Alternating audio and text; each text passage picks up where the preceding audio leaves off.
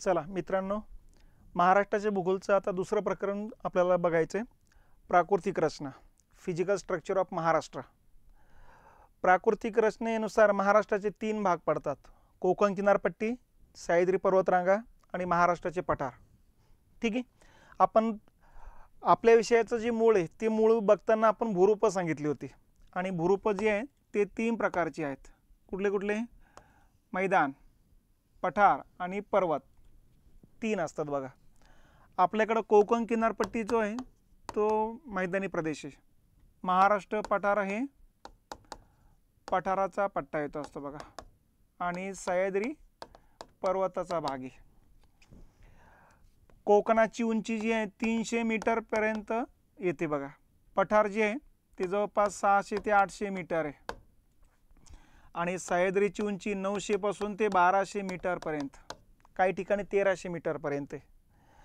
तर अशा पद्धतीने उंचीनुसारचा हा भाग या ठिकाणी लक्षात घ्यायचे. मग प्रत्येक भाग बघताना त्याची निर्मितीचं कारण काय होतं, त्याचं वैशिष्ट्य काय, लांबी, रुंदी, विस्तार वगैरे काय, ही सगळी माहिती घेत चालायची.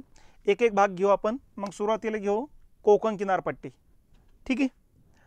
आता या ठिकाणी हे बघा, इकडं समुद्र आहे, हा एवढा चिंचोळा पट्टा कोकण किनारपट्टी आहे. त्याच्यानंतर सह्याद्री, आणि त्याच्यानंतर इकडं पूर्वेकडं पठारी भाग लागत असतो. मग या भागाची आपल्याला माहिती घ्यायची, या पट्ट्याची माहिती घ्यायची आपल्याला. ठीक आहे. आता या ठिकाणी हे लक्षात घेतलं पाहिजे की कोकण किनारपट्टीबद्दल कोणते कोणते मुद्दे लक्षात घ्यायचे. सगळ्यात पहिला मुद्दा लक्षात घ्यायचा, कोकणाची निर्मितीचं कारण काय, आणि कोकणाचं कोकण नाव पडण्याच्या पाठीमागचा इतिहास काय. नंतर कोकणाची किनारपट्टी कुठल्या प्रकारातली येते, किनारपट्टीचं स्वरूप, नंतर विस्तार, नंतर बेटे, नंतर जलदुर्ग, नंतर तटवर्तीय किल्ले, नंतर कोकणाचे उपभाग उभे आणि आडवे, आणि शेवटी मग कोकणातल्या नद्या आणि त्या नद्यांच्या मुखाजवळ असलेल्या खाड्या. तर एवढे मुद्दे या ठिकाणी निघतात बघा. मग एक एक एक एक मुद्दा आपण बघत चालायचं. त्यातला पहिला मुद्दा येतो कोकण किनारपट्टीबद्दलची निर्मिती आणि नाव. हे अगोदर लक्षात घेऊ आपण. ठीक आहे. अशा पद्धतीने इकडं हा महाराष्ट्राचा भाग येतोय, आणि या ठिकाणी डोंगररांगा, अशा डोंगररांगा दक्षिण उत्तर पसरलेले आहेत. हा जो चिंचोळा पट्टा आहे याला म्हणायचं कोकण किनारपट्टी. ठीक आहे. या कोकण किनारपट्टीवरती या ठिकाणी जर बघितले आपण तर दमणगंगा नदी येत असते बघा, आणि सर्वात शेवटी जर बघितले आपण या भागामध्ये इथं तर तेरेखोल नदी येत असते. असा टोटल 720 किलोमीटर लांबीचा हा पट्टा आहे. आणि रुंदी जर बघितली तर वेगवेगळ्या भागात वेगवेगळी. उत्तर भागातली रुंदी येते 90 ते 95 किलोमीटर, दक्षिणेकडची रुंदी येते 30 ते 40 किलोमीटर. सरासरी विचारली तर 40 ते 60 किलोमीटर रुंदी आहे. ठीक आहे. उत्तरेकडून दक्षिणेकडे जाताना रुंदी कमी कमी होत जाताना दिसते. तर उत्तरेकडचं टोक दमणगंगा नदी, दक्षिणेकडचे टोक तेरेखोल नदी. पश्चिमेला या ठिकाणी अरबी सागर आहे, तर पूर्वेला सह्याद्रीच्या डोंगररांगा आहे. तर यांच्या दरम्यानचा हा चिंचोळा पट्टा आहे, याला म्हणायचं कोकण किनारपट्टी. ठीक आहे. मग आता या किनारपट्टीच्या निर्मितीचं कारण काय हे अगोदर लक्षात घ्या. हे बघा, इथं सह्याद्रीच्या डोंगररांगा आहे. गुजरात, महाराष्ट्र, गोवा, कर्नाटक, केरळ, तामिळनाडू या 6 राज्यात 1600 किलोमीटर लांबीची या डोंगररांगा पसरलेल्या आहेत. आता डोंगररांगा कशा निर्माण झाल्या, इथं भेगी ज्वालामुखी फाटला गेला होता 1600 किलोमीटर लांबीचा, आणि या भेगी ज्वालामुखीतून बाहेर पडलेला लावा दोन्ही बाजूला प्रसारित झाला. ठीक आहे. आणि दोन्ही बाजूला प्रसारित झालेल्या लावा रसापासून इकडे पठार तयार झालं, इकडे एका कालखंडात पठार तयार झालं. म्हणजे ज्यावेळेस निर्माण झालं त्यावेळेस इथंही पठार तयार झालं, इथंही पठार तयार झालं. म्हणजे अशा प्रकारची रचना. इथं समुद्र आहे, इथं हे पठार तयार झालं, इथं डोंगररांगा आहे, आणि इकडं पठार तयार झालं. पठाराची उंची या ठिकाणी, पर्वताची उंची आपल्याला माहिती आहे 1200 मीटर आहे. इथं पठाराची उंची आहे 900 मीटर, म्हणजे इकडच्या पठाराची उंची सुद्धा 900 मीटर होती बघा. ठीक आहे. आता झालं काय, हे पठार निर्माण झालं 8 कोटी वर्षापूर्वीपर्यंत. 12 कोटी ते 8 कोटी वर्षाचा कालखंड आहे. त्या कालखंडात या ठिकाणी दोन्ही बाजूनं पठार तयार झालं. हे महाराष्ट्राचा पठार, हा कोकणाचा पठार, आणि हे सह्याद्री. 12 कोटी ते 8 कोटी वर्षाचा कालखंड आहे बघा. ठीक आहे. 8 कोटी नंतर 5 कोटी वर्ष आपले 3 कोटी वर्षापूर्वीपर्यंत या ठिकाणी जर बघितलं तर मधल्या कालखंडात थोडं शांतता होती आणि 3 कोटी वर्षानंतर अलीकडे जर बघत गेलो जसजसा अलीकडचा काळ येऊ लागला तसतसा हा कोकणाचा जो भाग आहे पठाराचा खाली खचत चाललेला आहे. दरवर्षी 5-5 10-10 सेंटीमीटर ना कधी mm ना खाली सरकत चाललेला आहे. सरकत जर आज बघितलं आपण हा पट्टा असा इथपर्यंत खाली आलेला आहे असा. ठीक आहे, म्हणजे आता याची उंची एवढी राहिलेली नाही, एकदम खाली आलेली. आखरी 275 मीटर आता उंची आहे. समुद्र पातळीजवळ तर 15 मीटरच उंची आहे. आलं लक्षात. तर 900 मीटरवरून हा पट्टा इथपर्यंत खाली आलेला आहे. तर अशा पद्धतीने जमिनीचे खाली खचणे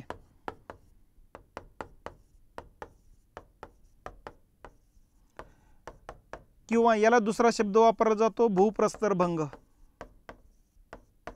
जमीन तुकडा पडून खाली खचलेले आहे. तर जमिनीच्या खचल्या गेल्यामुळं कोकणाची निर्मिती आहे. तर भूप्रस्तरभंगामुळे म्हणा किंवा जमिनीच्या खाली खचल्या गेल्यामुळे म्हणा. तर अशा पद्धतीने हा पट्टा खाली खचण्याचे प्रोसेस आज पण चालूच आहे. तर यातून आता 300 मीटरपेक्षा कमी उंचीचा भाग राहिला म्हणून आपण त्याला मैदानी प्रदेश म्हणतो. आता याला कोकणाचा पठार म्हणत नसून कोकणाचा मैदानी प्रदेश म्हणत असतो. तर जमिनीच्या खाली खचण्या गेल्यामुळं कोकणाची निर्मिती आहे. आता या ठिकाणी कोकण नाव पडण्याच्या पाठीमागचं कारण काय? आपल्या या प्रदेशाचं नाव ठेवलेलं आपण कोकण. कोकण नाव पडण्याचं पाठीमागचं जे कारण आहे, या पाठीमागं 2 गट आहेत शास्त्रज्ञांमध्ये. एक गट म्हणतो इथं खाली गोवा आहे, खाली कर्नाटक आहे आणि त्याच्या खाली केरळ आहे. केरळमध्ये चेर घराण्याची राजवट होती बघा, 1000-1500 वर्षे. याच्यामध्ये भरपूर राजे झालेले आहेत. काही राजे बलाढ्य होते. या बलाढ्य राजांना पूर्ण भारताची पश्चिम किनारपट्टी जिंकून घेतली होती आणि त्यावेळेस त्यांनी या किनारपट्टीला नाव दिलं होतं कोंकण. ठीक आहे, महाराष्ट्राची या पट्टीचं नाव ठेवलं त्याने कोंकण आणि असं म्हटलं जातं कोंकणवरूनच कोंकण नाव पडलं असलं पाहिजे. तर असं शास्त्रज्ञांचे 2 गटापैकी एका गटाचं मत आहे. कारण कोंकण हा मल्याळम भाषेतला शब्द आहे. कारण चेर घराणे केरळमधले आणि केरळची बोली भाषा आपलं जी मातृभाषा आहे त्यांची मल्याळम आहे आणि मल्याळममधला हा शब्द आहे ज्याचा अर्थ होतो मावळत्या सूर्याचा प्रदेश. म्हणजे भारताचा जर नकाशा बघितला आपण असा आहे आणि अशी पश्चिम किनारपट्टी, इथं केरळ असेल, इथं महाराष्ट्र आहे. म्हणजे शेवटी त्यांच्या साम्राज्यामध्ये सर्वात शेवटी सूर्य मावळाचा कोकणामध्ये आणि म्हणून त्यांनी या पट्ट्याला मावळत्या सूर्याचा प्रदेश त्या अर्थी शब्द ठेवला होता कोंकण. मग कोंकण म्हणता कोंकण नाव पडलं असलं पाहिजेत अशा शास्त्रज्ञांच्या एका गटाचं मत आहे. दुसरा गट काय म्हणतो की कोकणाचं दक्षिणेकडचा भाग असं निमुळता होत जातो आणि एक कोन तयार करतो आणि पूर्वेकडे जाताना सह्याद्रीचा कोन तयार होतो. या 2 कोनादरम्यानचा हा पट्टा आहे. म्हणून मग दक्षिणेकडचा कोन आणि पूर्वेकडचा कोन आणि कोणवरूनच मग कोंकण शब्द तयार झाला असला पाहिजेत असा दुसरा गट म्हणतो. तर अशा पद्धतीनं नावं पडण्याच्या पाठीमागं ही 2 पैकी कुठलं तरी कारण कारणीभूत आहे. ठीक आहे, मग अशा पद्धतीने ही कोकण किनारपट्टी लांबी बघितली 720 आहे, रुंदी सरासरी 40 ते 60 आहे. उत्तरेकडची रुंदी जास्त आहे, दक्षिणेकडची रुंदी कमी होत जाते आणि हा टोटल एरिया येतो 30,728 चौरस किलोमीटर. महाराष्ट्राच्या एकूण क्षेत्रफळाच्या 10% भाग आहे. ठीक आहे, इथं 7 जिल्हे आहेत.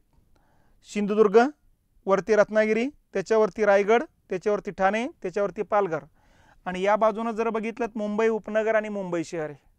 अशी 5 जिल्हे, 50 तालुके, 30,728 चौरस किलोमीटर क्षेत्रफळ. महाराष्ट्राचा 10% भाग आहे. रुंदी उत्तरेकडून दक्षिणेकडे जाताना कमी होत जाते. एवढी ही माहिती इथं लक्षात ठेवायची. ठीक आहे, आता पुढचा मुद्दा काय आहे तो लक्षात घ्या. पुढचा मुद्दा आहे की कोकणाचा किनारा कसा आहे. आता जगभरातले जेवढे किनारे तेवढे किनारे या ठिकाणी टाकलेले आहेत बघा. एक तर जगभरामध्ये जर बघितलं आपण दंतूर प्रकारचा किनारा असतो किंवा अदंतूर असतो, निमग्न असतो किंवा उन्मग्न असतो, रिया प्रकारातला असतो, फियार्ड किंवा डॉल्मेशियम प्रकारातला असतो. बघा सगळ्या प्रकारातले किनारे कसे अगोदर ते समजून घेऊ आणि त्याच्यानंतर मग यापैकी महाराष्ट्रातला कोणत्या प्रकारातला आहे ते समजून घ्यायचं आपल्याला. हे बघा या ठिकाणी आता सगळ्यात पहिलं कुठलं आहे, दंतूर आणि अदंतूर.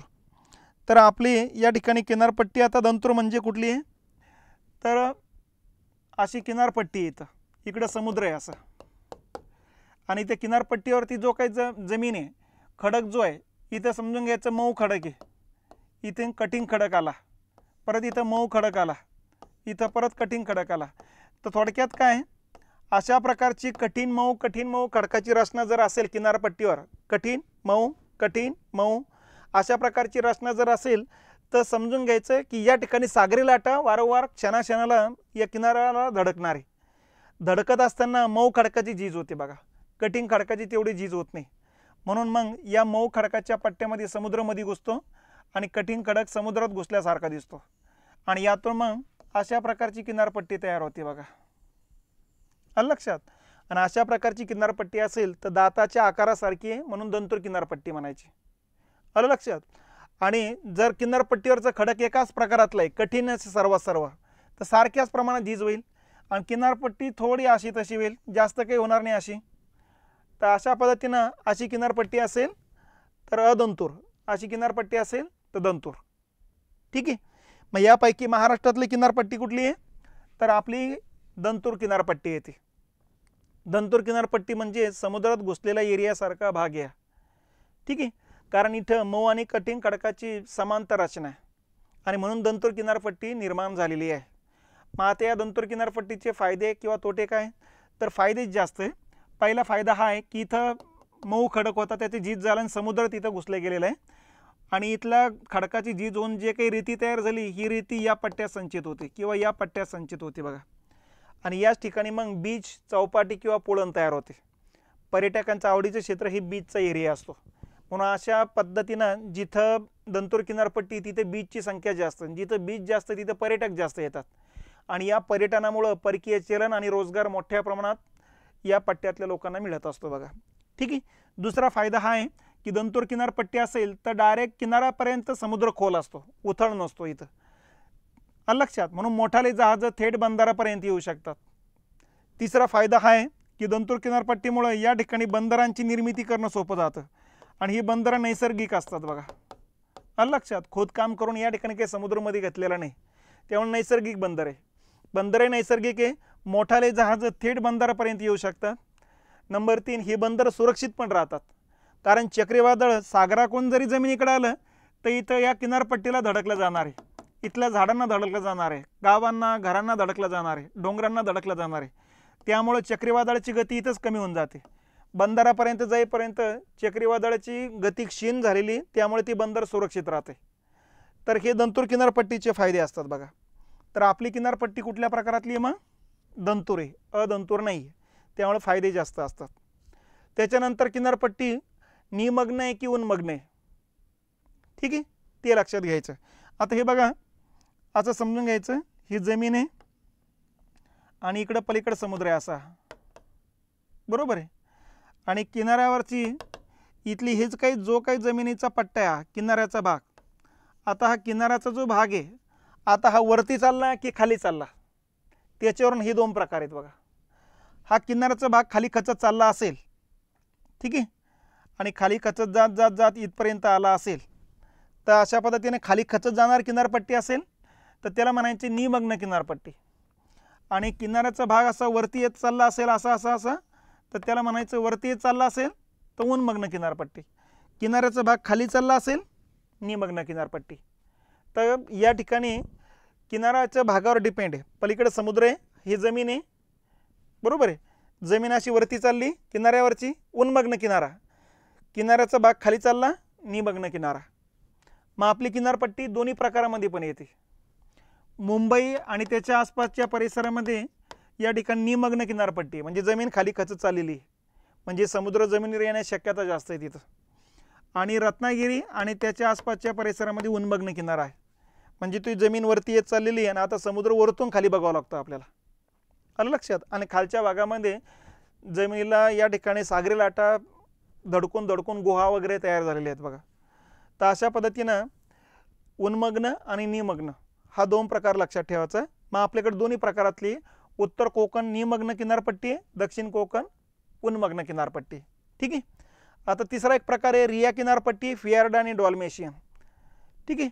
आता रिया किनारपट्टी म्हणजे काय तर इकडं लक्षात घ्यायचं असं इथं समुद्र आहे असं आणि या किनारपट्टीला इकडून अशा नद्या येऊन मिळतात बघा. ही एक नदी येऊन मिळते, ही एक नदी येऊन मिळते, ही एक नदी येऊन मिळते. अशा किनारपट्टीला समांतर काटकोन त्रिकोणामध्ये भरपूर नद्या येत असेल आणि सागराचं पाणी या नदीच्या मुखातून आतपर्यंत जात असेल इथपर्यंत जात आहे समजून घ्यायचं. तर अशा किनारपट्टीला म्हणायचं रिया प्रकारातली किनारपट्टी. आलं लक्षात. त्यामुळे असं समुद्रामध्ये जाताना जागोजागी दिसेल तुम्हाला. तर आपली रिया प्रकारातली किनारपट्टी येत असते बघा. ठीक आहे. फियार्ड किनारपट्टी म्हणजे काय, समुद्राला जागोजागी हिमनद्या येऊन मिळत असेल आणि हिमनदीच्या मुखातून समुद्राचं पाणी, भरतीचं पाणी घुसत असेल तर फियार्ड किनारपट्टी. आपल्याकडे हिमनद्या नाही आहे, त्यामुळं आपल्याकडे फियार्ड किनारपट्टी कुठंच नाही, टोटल भारतातच नाही कुठं. आलं लक्षात. हां, शीतकटिबंधामध्ये दिसतील. शीतकटिबंधामध्ये हिमनद्या सागराला येऊन मिळत असतात आणि जिथं हिमनद्या येऊन मिळतात तिथे हिमनदीच्या मुखाजवळ सागराचं भरतीचं पाणी मध्ये जात असेल तर फियार्ड किनारपट्टी. नदी येऊन मिळत असेल तरी या किनारपट्टी. आलं लक्षात. आणि तिसरा प्रकार आहे डॉल्मेशियन किनारपट्टी. डॉल्मेशियन किनारपट्टी म्हणजे काय, हिमनद्या असू द्या किंवा नद्या असू द्या, या हिमनद्याने किंवा नदीने आणलेला जो काही गाळ आहे त्या गाळापासून नदी मुखाजवळ किंवा हिमनदीच्या मुखाजवळ बेटं निर्माण झाले असतील तर अशा किनारपट्टीला म्हणायचं डॉल्मेशियन किनारपट्टी. आलं लक्षात. मग आता आपण जर किनारपट्टीवर बघितलं कोकणाच्या, तर डॉल्मेशियन किनारपट्टी इकडे येणार नाही, कारण कोकणातल्या नद्यांची लांबी कमी, गाळ कमी आणतात आणि त्या गाळापासून काही बेटं तयार होत नाही. आलं लक्षात. पूर्व किनारपट्टीवर भारताचे जर बघितलं तर गंगा आणि ब्रह्मपुत्र नदीने आणलेल्या गाळापासून मोर बेटं निर्माण होतात बघा नदी मुखाजवळ. म्हणून मग गंगा आणि ब्रह्मपुत्र नदीच्या मुखाजवळ कोणता किनारा असेल तर डॉल्मेशियन किनारा येईल तो. ठीक आहे. आणि कोकणाचा किनारा जर विचारला तर या प्रकारातला येईल बघा. तर आपल्याकडं कोकणाची किनारपट्टी कशी आहे, यामध्ये विचारलं तर दंतर किनारपट्टी, यामध्ये विचारलं तर दोन्ही प्रकारातली, या तिन्हीमध्ये विचारलं तर या प्रकारातली. ठीक आहे. या दोघांमध्ये विचारताना एक्झॅक्टली उत्तर कोकणातले विचारले तर निमग्न आहे, दक्षिण कोकणात विचारले तर उन्मग्न आहे. तर या पद्धतीनं किनाऱ्याचे हे स्वरूप लक्षात घ्यायचं. ठीक आहे. आता पुढचा जो मुद्दा येतो, आपल्या किनारपट्टीला बेटं पण आहेत, पण ही बेटं काही नदीने आणलेल्या गाळापासूनची नाही. ही बेटं समुद्रात या ठिकाणी अगोदर पर्वतरांगा होत्या, पर्वताच्या शिखराचा भाग म्हणजे ती बेटं आहे ती. ठीक आहे. मग आता उत्तरेकडून दक्षिणेकडे जाताना जी बेटं लागतात, ही बेटं कुठली कुठली असं लक्षात घ्या. अशी किनारपट्टी आहे बघा. इकडं असा मुंबईचा पट्टा आहे, हा खालचा भाग आहे. उत्तरेकडून दक्षिणेकडे जाताना अशी ही 10-11 बेटं लक्षात ठेवायची. इथं मुंबई शहर आहे, हे मुंबई उपनगराचा पट्टा आहे. हा उपनगराच्या पट्ट्यामध्ये इथं मड नावाचं बेट येते, त्याच्याच बाजूला आंबू आहे, त्याच्या बाजूला साष्टी आहे. अशी 3 बेटं मुंबई उपनगर आहेत. खाली मुंबई शहराचं बुचर बेट लागत असतं, या ठिकाणी लागतं बघा ते, हे मुंबई शहरामध्ये येत असतं. नंतर इकडं रायगड जिल्हा सुरुवात होतो. रायगड जिल्ह्यामध्ये इथं घारापुरी बेट लागतं. या घारापुरी बेटावरतीच मग एलिफंटा नावाचं लेणी असतो बघा. त्याच्यानंतर उंदेरी, खांदेरी. ठीक आहे. त्याच्यानंतर 8 नंबरला कुलाबा, 9 नंबरला जंजिरा, 10 नंबरला कासा. ठीक आहे. आणि डायरेक्ट खाली इथं सिंधुदुर्ग जिल्ह्यामध्ये कोरटे नावाचं बेट आहे बघा. या कोरटे बेटावरती सिंधुदुर्ग नावाचा जलदुर्ग या ठिकाणी अस्तित्वात आहे. तर अशा पद्धतीने हे 10-11 बेटांचा दक्षिणेकडे जातानाचा, उत्तरेकडे जातानाचा क्रम लक्षात ठेवायचा. हा दक्षिणेकडे जातानाचा क्रम आहे. ठीक आहे. मग बेटं लक्षात आले की त्या बेटांवरतीच या ठिकाणी जलदुर्ग आहेत. बऱ्यापैकी बेटांवरती, बऱ्याच बेटांवरती जलदुर्ग आहे. आता हे किल्ले, आलं लक्षात. किल्ल्याचे वेगवेगळे प्रकार असतात. चारही बाजूनं पाण्याने वेढलेले किल्ले असेल तर जलदुर्ग, एकाच बाजूनं पाण्याने वेढलेले असेल तटवर्तीय किल्ले, डोंगरावरती किल्ले असेल तर गड किल्ले, सकल जमिनीवर असेल भुईकोट किल्ले. अशा पद्धतीने किल्ल्याचे असे प्रकार आहेत. मग आता कोकण किनारपट्टी बघतोय, चारही बाजूने वेढला असेल तर जलदुर्ग आहे, एकाच बाजूने पाण्याने वेढला असेल तटवर्ती किल्ले. मग दोन्ही पण किल्ल्याचा क्रम जिल्ह्यानुसार आणि दक्षिणेकडे जातानाचा क्रम लक्षात घ्यायचा. मग आता हे दक्षिणेकडे जातानाचा क्रम आहे बघा जलदुर्गाचा. सगळ्यात उत्तरेकडे खांदेरी उंदेरी लागतोय रायगड जिल्ह्यामध्ये. ठीक आहे. त्याच्या खाली जंजिरा रायगड जिल्ह्यामध्येच. हा अजिंक्य किल्ला आहे, आतापर्यंत जिंकता आलेला नाही हा बहुतांशी. भारतभरात अजिंक्य 2च किल्ले, जंजिरा आणि देवगिरी. ठीक आहे, औरंगाबादचा. त्याच्यानंतर कासा. ठीक आहे. ते हे तिन्ही जिल्हे येतात रायगड जिल्ह्यामध्ये. सुवर्णदुर्ग रत्नागिरी जिल्ह्यामध्ये. विजयदुर्ग जो आहे तो सिंधुदुर्ग आणि रत्नागिरीच्या बॉर्डरवर आहे, त्यामुळं काही पुस्तकाने रत्नागिरी दिला असेल, बरोबर आहे. काहीने सिंधुदुर्ग जिल्हा दिला, बरोबर आहे. ठीक आहे. आणि शेवटी सिंधुदुर्ग नावाचा जलदुर्ग आहे, कोरटे बेटावरती येतो हा. ठीक आहे, सिंधुदुर्ग जिल्ह्यामध्ये. तर अशा पद्धतीनं हा क्रम लक्षात घ्यायचा. कधी उत्तरेकडे जातानाचा क्रम विचारतात, कधी दक्षिणेकडे. हा दक्षिणेकडे जातानाचा क्रम आहे.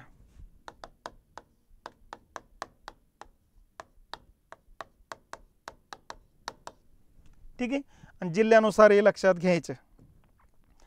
आता पुढचं आहे समुद्र तटीय किल्ले, तटवर्ती भागातले किल्ले.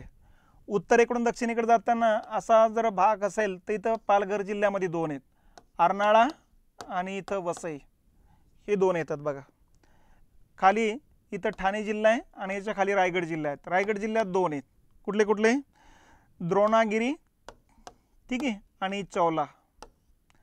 आणि खाली रत्नागिरी आहे.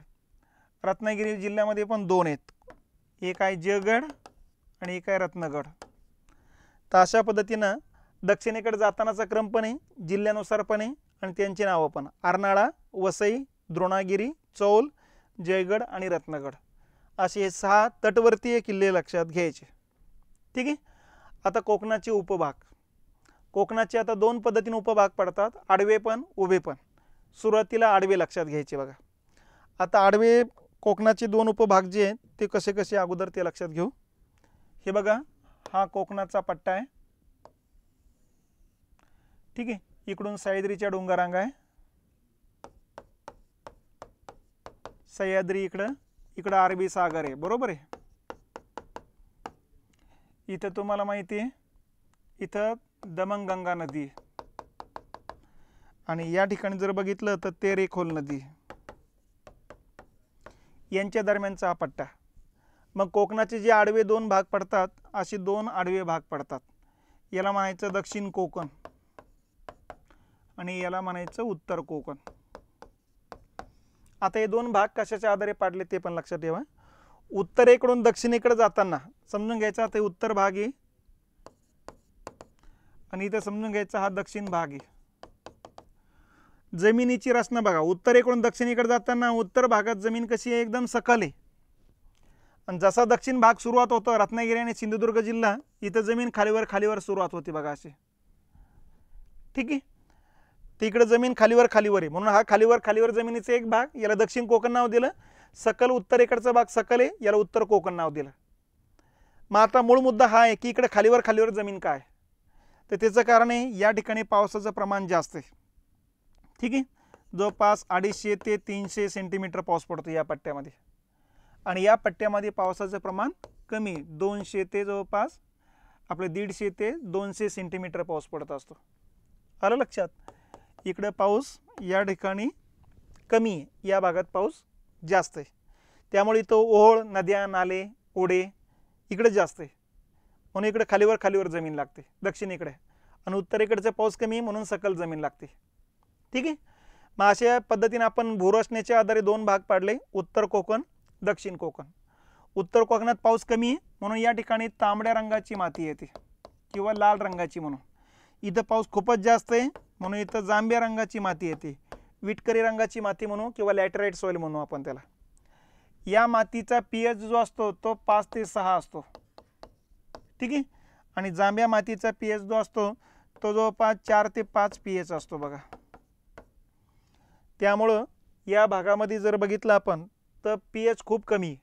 त्यामुळे ही सर्वात कमी सुपीक माती असते. महाराष्ट्रातली सर्वात कमी सुपीक माती कुठली, तर जांभी माती. आलं लक्षात. या मातीमध्ये फक्त फळं आणि मसालेच येणार आहे, दुसरं काहीही येणार नाही. ठीक आहे. आणि या मातीतला pH थोडा बऱ्यापैकी जास्त आहे म्हणून इथं तांदूळ घेतला जाणार आहे. ठीक आहे, ॲसिडिक सॉइल म्हणतो आपण याला. 6 पेक्षा कमी pH असेल ते ॲसिडिक सॉइल असते. ठीक आहे. pH नेहमी लक्षात ठेवायचा. pH म्हणजे प्रयोगशाळेतली एक फूटपट्टी ज्याच्यामध्ये 1 पासून ते 14 पर्यंत अंक असतात. 6 ते 8चा अंक असेल तर न्यूट्रल माती म्हणतो आपण, उदासीन माती. ठीक आहे. 6 ते 1 ते 6च्या दरम्यान असेल तर त्याला म्हणतो आम्लधर्मी माती. ठीक आहे. आणि 8 पेक्षा जास्त असेल तर त्याला म्हणायचं आम्लारी धर्मी माती. तर असे मातीचे 3 प्रकार असतात. उदासीन मातीमध्ये सगळ्या प्रकारची पिके येतात कारण सगळ्या प्रकारची मूलद्रव्ये अस्तित्वात असतात.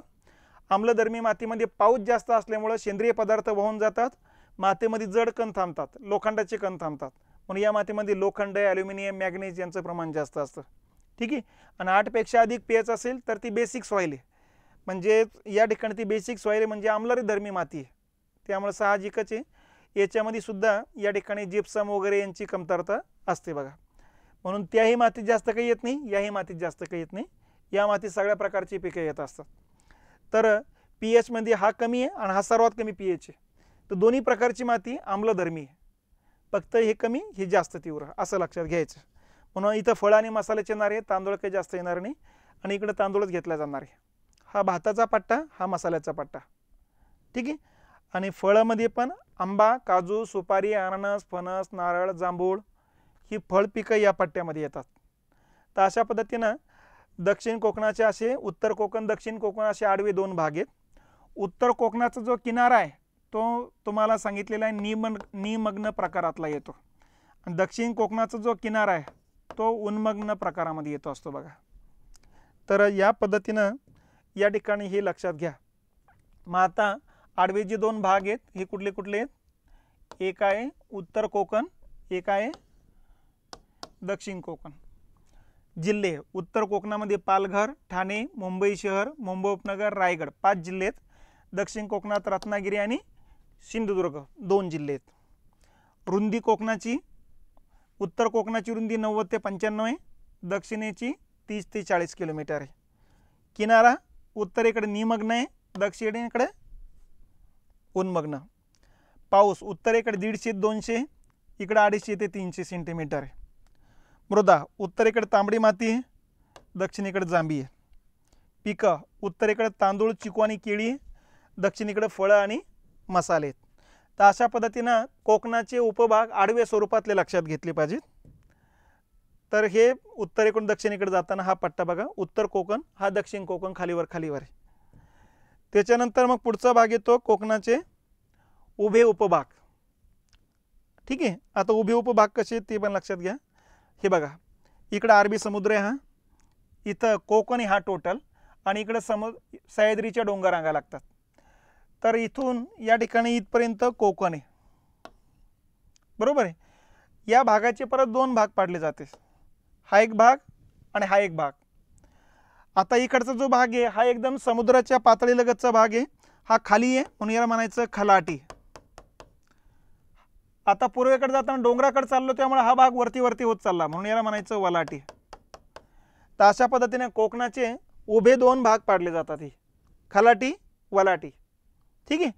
मग आता इथं होतं काय, याची उंची जर बघितली तर 15 मीटरच आहे, याची उंची जर बघितली तर 275 मीटर आहे, ठीक आहे।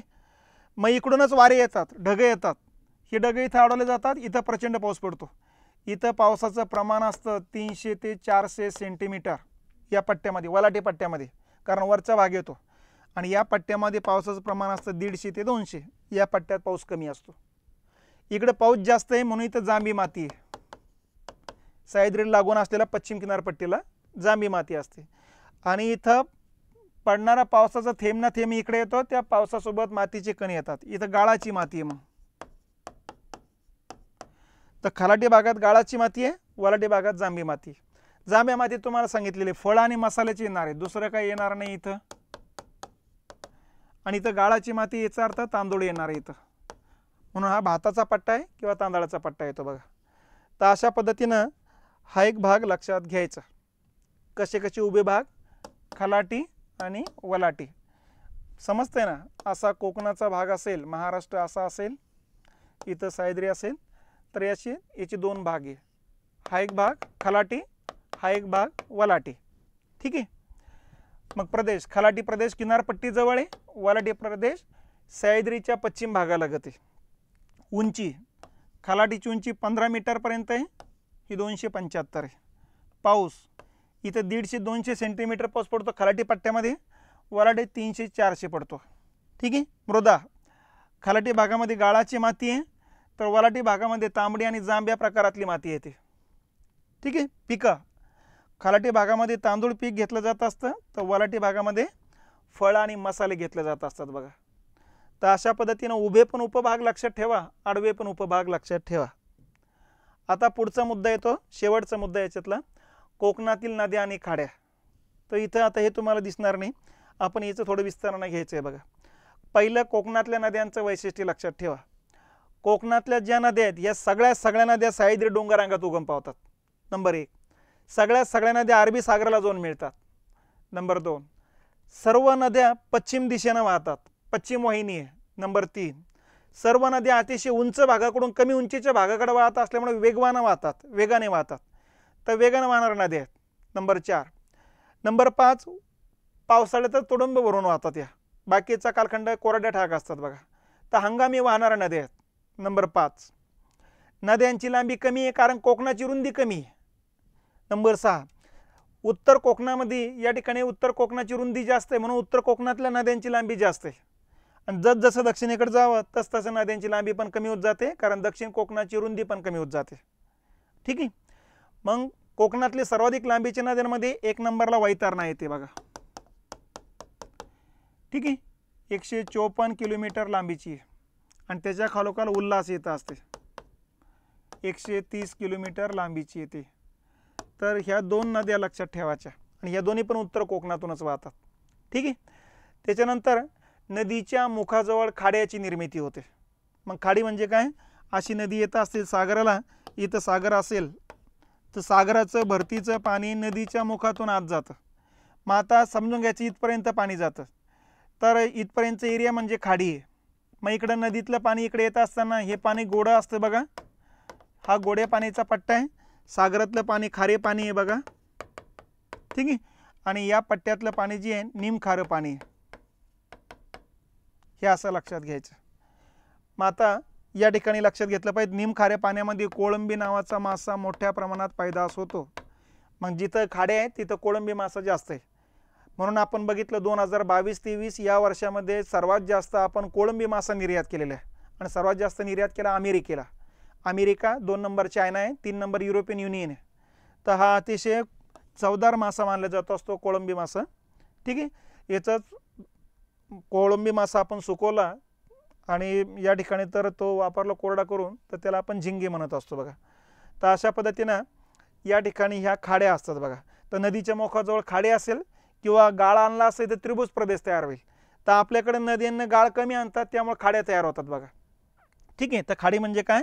सागराचं भरतीचं पाणी नदीच्या मुखातून जिथपर्यंत आत जाते तेवढा प्रदेश म्हणजे खाडी. मग या खाडीजवळ एखादं गाव असेल तर त्या गावाचं नाव या खाडीला देतात बघा. म्हणून असं इकडे बघा हे नाव डहाणूची खाडी, दातीवाराची खाडी, गावाची नाव आहेत ही. आलं लक्षात? आणि कधी जिथं गाव नसेल तर मग त्या नदीचं नाव खाडीला देतात बघा. इकडे बघा तेरेखोलची खाडी, तेरेखोल नदीचंच नाव आहे. आलं लक्षात? त्याच्यानंतर देवगडची खाडी, देवगड नदीचंच नाव आहे. तर खाडीजवळ गाव असेल तर गावाचं नाव आणि गाव नसेल तर नदीचं नाव त्या खाड्यांना देतात बघा. मग आता या ठिकाणी उत्तरेकडून दक्षिणेकडे जाताना या नद्यांचा क्रम लक्षात ठेवा. नंबर 1 जिल्ह्यानुसार हे लक्षात ठेवा. नंबर 2 दक्षिणेकडे जातानाचा क्रम हे लक्षात ठेवा. मग आता उत्तरेकडून दक्षिणेकडे जाताना पहिलं पालघर लागेल, नंतर ठाणे लागेल, रायगड, रत्नागिरी, सिंधुदुर्ग. मग पहिलं पालघर आहे. पालघर जिल्हा असं समजून घ्यायचं आहे सह्याद्री इकडं आणि इकडं समुद्र आहे असं. सह्याद्रीमध्ये पहिली नदी जाऊन मिळत असते इथं दमनगंगा, त्याच्याच बाजून अशी वाहत असते सूर्या, या बाजून अशी करत जात असते वैतरणा, या बाजून येत असते तानसा. या एवढ्या नद्या येतात पालघर जिल्ह्यातला. मग हा एवढा पालघर जिल्हा आहे असा. ठीक आहे. आता या नदीच्या मुखाजवळ जर बघितलं आपण तर इथं थोडं दक्षिणेकडे डहाणूची खाडी आहे आणि या तिन्ही नद्याच्या मुखाजवळ इथं दातीवाराची खाडी आहे. ठीक आहे. मग खाली येतो ठाणे जिल्हा. आपण असंच चालू देऊ. ठाणे जिल्ह्यामध्ये जर बघितलं आपण तर इथून असं करत करत करत जाणारी नदी आहे उल्हास. ठीक आहे. इलाच उल्हासलाच या बाजूने येऊन मिळत असते अशी मुरबाडी, या बाजूने येऊन मिळते काळू, या बाजूने येऊन मिळत असते भातसई. या 4 नद्या लक्षात ठेवायच्या ठाणे जिल्ह्यातल्या. आणि या नदीचे 2 प्रवाह तयार होतात. मग असा एक प्रवाह इकडून येतो, एक प्रवाह इथं. इथं मुंबई उपनगर, मुंबई शहर आहे असं. मग इकडून जो प्रवाह आहे या प्रवाहावरती वसई नावाचं गाव आहे म्हणून याला म्हणायचं वसईची खाडी, आणि इकडच्या शाखेवरती इथं ठाणे शहर आहे म्हणून याला म्हणायची ठाण्याची खाडी. तर ठाण्याच्या खाडीचा समावेश रामसर यादीत करण्यात आलेला आहे. आत्ता हे एक लक्षात असू द्या, 2022ला रामसर यादीत समावेश झालेला आहे. रामसर यादी दलदलयुक्त प्रदेशातील जीवजंतूंचं संरक्षण करणारी यादी असते. रामसर हे इराणमधलं शहर आहे. त्या ठिकाणी दलदलयुक्त प्रदेशातील जीवजंतूंच्या संरक्षणासाठी यादी घोषित करायला सुरुवात झाली, ज्याला रामसर यादी म्हणतात. या यादीमध्ये भारतातले 75 स्थळे आणि महाराष्ट्रातले 3 स्थळांचा समावेश आहे. त्यापैकी पहिलं स्थळ येतं नांदूर मधमेश्वर पक्षी अभयारण्य, नाशिक जिल्ह्यामध्ये 2019ला समावेश झाले. लोणार सरोवराचा 2020ला समावेश झाला आणि 2022ला ठाणे जिल्ह्यातल्या ठाणे खाडीचा समावेश झालेला आहे. ठीक आहे. तर अशा पद्धतीने नद्याही बघत चला, त्याचं काही वैशिष्ट्य असेल तेही लक्षात घेत चला, आणि जिल्ह्यानुसार पण चला.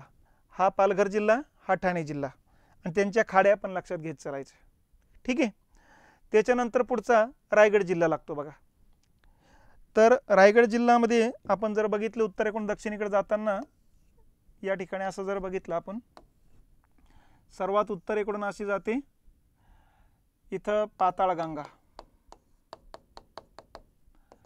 बाजूलाच वाहत असते आंबा, नंतर कुंडलिका, त्याच्यानंतर काल, आणि नंतर सावित्री. सावित्रीच्या दक्षिणेकडे रत्नागिरी आहे, उत्तरेकडे रायगड जिल्हा आहे. तर अशा पद्धतीनं इकडं रायगडमध्ये टाकू शकता, रत्नागिरीमध्ये टाकू शकता. तर या रायगड जिल्ह्यातल्या नद्या आहेत या. ठीक आहे. यापैकी पाताळगंगा नदीच्या मुखाजवळ पनवेलची खाडी, इथं अंबा नदी काठीजवळ धरमतरची खाडी आहे. कुंडलिका नदीच्या मुखाजवळ रोहाची खाडी आहे. काल नदीजवळ राजापुरीची खाडी आहे, आणि सावित्री नदीच्या मुखाजवळ बाणकोटची खाडी आहे. अशा खाड्यांचा क्रम लक्षात ठेवायचा. ठीक आहे. त्याच्यानंतर जर बघितलं आपण तर त्याच्या खाली रत्नागिरी जिल्हा येतो असतो बघा. हा रत्नागिरी जिल्हा आहे. आता खाली पावसाचं प्रमाण वाढतंय, त्यामुळे नद्यांची संख्या पण वाढत जाणारच. बरोबर आहे. सर्वात उत्तरेकडं इथं आपण बघितलेलं आहे. आता खालचा जो पट्टा आहे रत्नागिरी सुरुवात होतो, इथं भारजा नदी लागते. ठीक आहे. भारजा नदीच्या खाली हिला जाऊन मिळते जोग, अशी येते जगबुडी,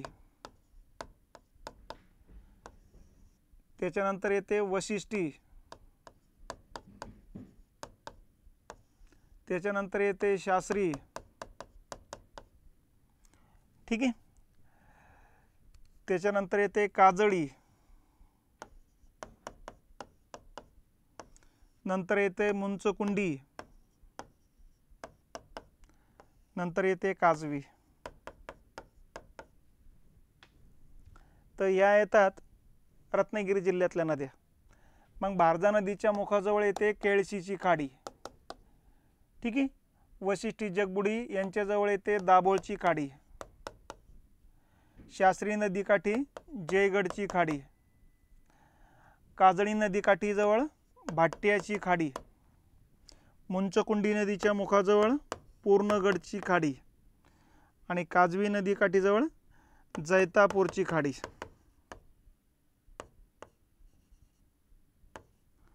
अशा पद्धतीनं हा खाड्यांचा प्रदेश लक्षात घ्यायचा बघा. या नद्या, या खाड्या ह्या येतात रत्नागिरी जिल्ह्यातल्या नद्या आहेत या. आणि त्याच्या पलीकडे जर बघितलं आपण तर इकडे येतात मग सिंधुदुर्ग जिल्हा आहे खाली. मग आपण असं लक्षात घ्यायचं, हा सिंधुदुर्ग जिल्हा आहे. सिंधुदुर्ग जिल्ह्याच्या बॉर्डरवरून वाहते शुक नदी, यालाच म्हणायचं वाघोटण. ठीक आहे. नंतर वाहत असते देवगड, त्याच्यानंतर गड, नंतर आचरा, नंतर देवगड, नंतर आचरा आहे, त्याच्यानंतर येते गड, नंतर येते कर्ली आणि शेवटी येते तेरेखोल. तर या सिंधुदुर्ग जिल्ह्यातल्या नद्या आहेत. इथं शुक नदीजवळ विजयदुर्गची खाडी येत असते बघा. देवगडजवळ देवगडचीच खाडी आहे. आचऱ्याजवळ आचराची खाडी आहे. गड नदीच्या मुखाजवळ कालावलीची खाडी लागते बघा. कर्ली नदीच्या मुखाजवळ कर्लीची खाडी आहे आणि तेरेखोल नदीच्या मुखाजवळ तेरेखोलचीच खाडी आहे. तर हा सिंधुदुर्ग जिल्हा येतो असतो. ठीक आहे. या सिंधुदुर्ग जिल्ह्यातल्या नद्या आणि खाड्यांचा क्रम लक्षात ठेवा. तर ह्या महत्त्वाच्या नद्या आहेत बघा. या दिसत असतील तर या पद्धतीने बघा. नसतं मग या ठिकाणी आपण आत्ता बघितलेल्याचे या पद्धतीने लक्षात ठेवायचं. असा हा कोकणाचा पट्टा येतो असतो बघा. इथं नद्यांची यादी दिलेली आहे. ही बघा, एक खाड्या आहे, इथं नद्या आहेत आणि समोर जिल्हे आहेत.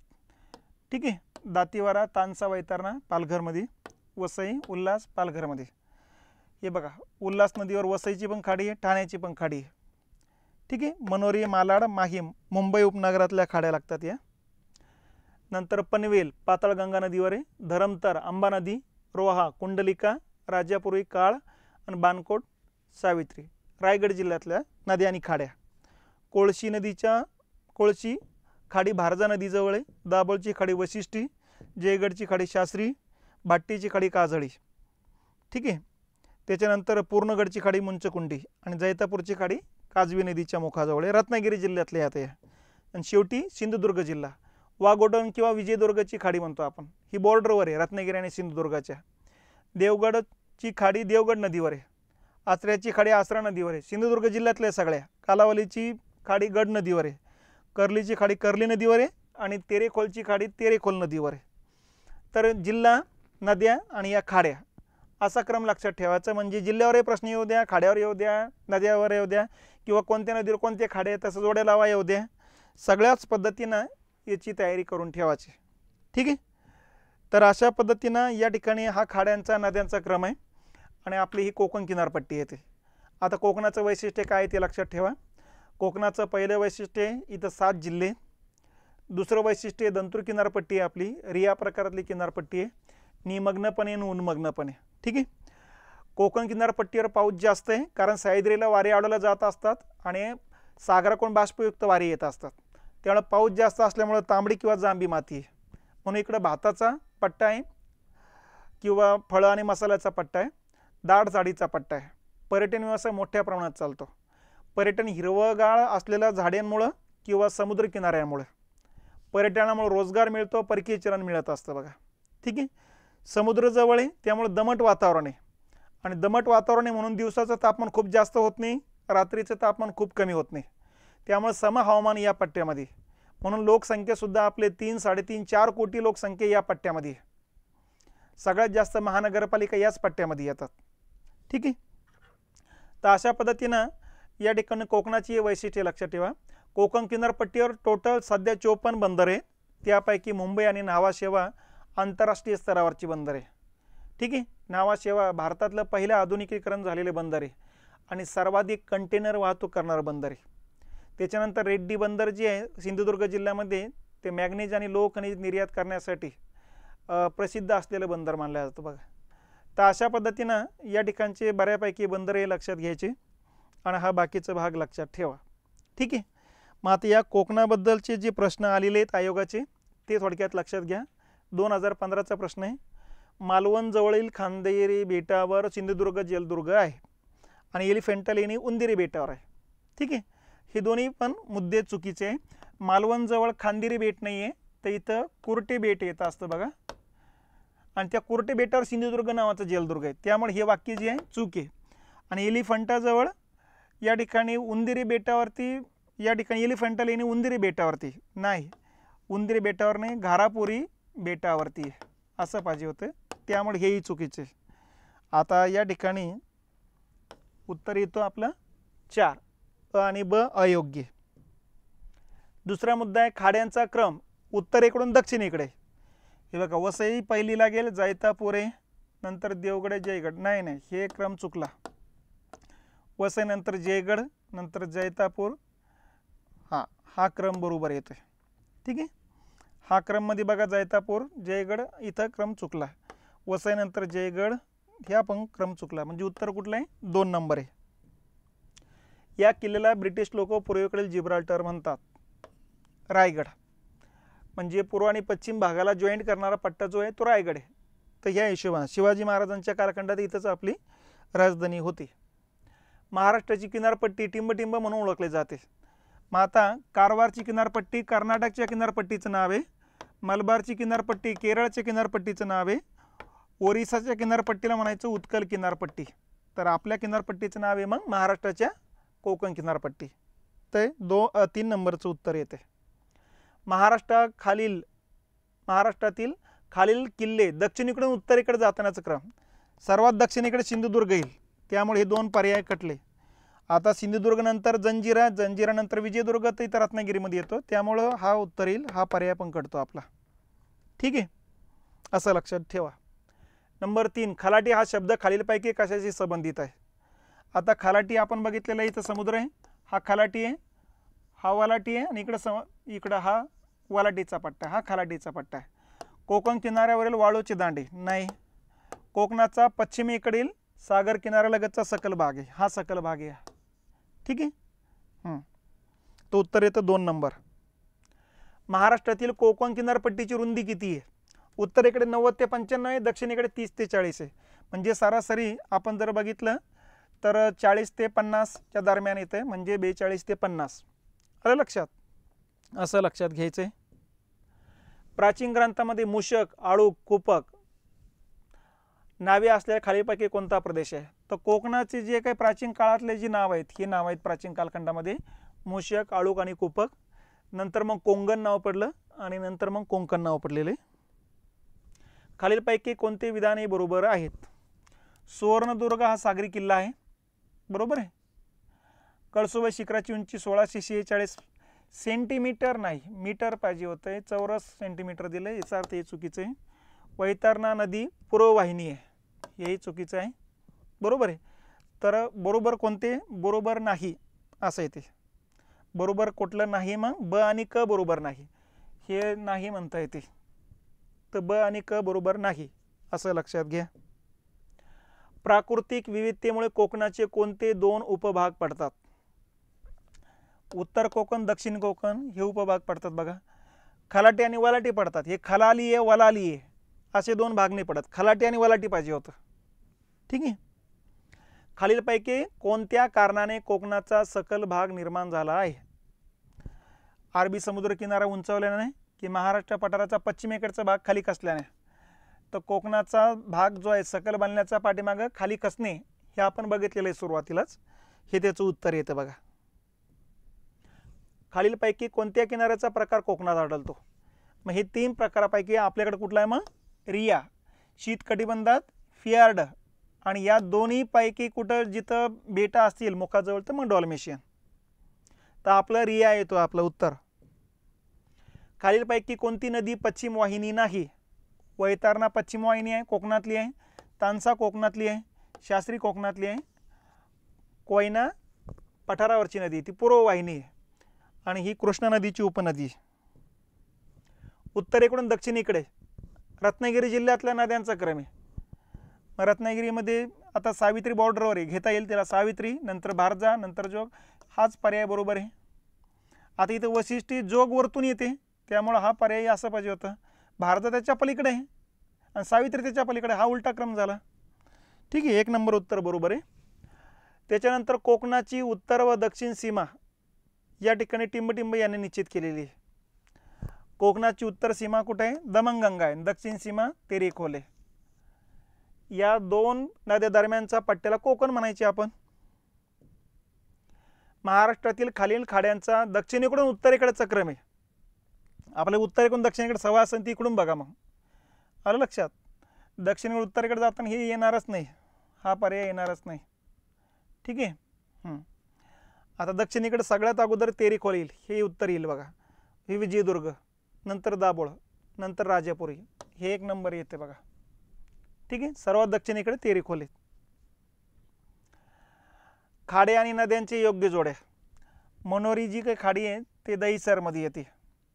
भाट्टे जी आहे ते काजळी, ठीक आहे, काजवी, जैतापूर काजवी आणि धरमतर पाताळगंगा, ठीक आहे. या पद्धतीने जर बघितलं तर कुठलं उत्तर येतंय 3, 1, 4, 2, ठीक आहे. सॉरी, कोकण विभागातील नद्यांचा उत्तरेकडून दक्षिणेकडे असणारा क्रम. नद्या आहे उत्तरेकडून दक्षिणेकडे, मग सगळ्यात उत्तरेकडे कुठली येईल आता?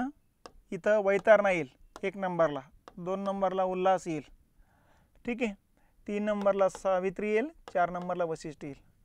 अ क ब ड हे उत्तर येते. नद्या आपल्या डोळ्यासमोर यायला पाहिजेत बघा, तरच उत्तर जमेल ते.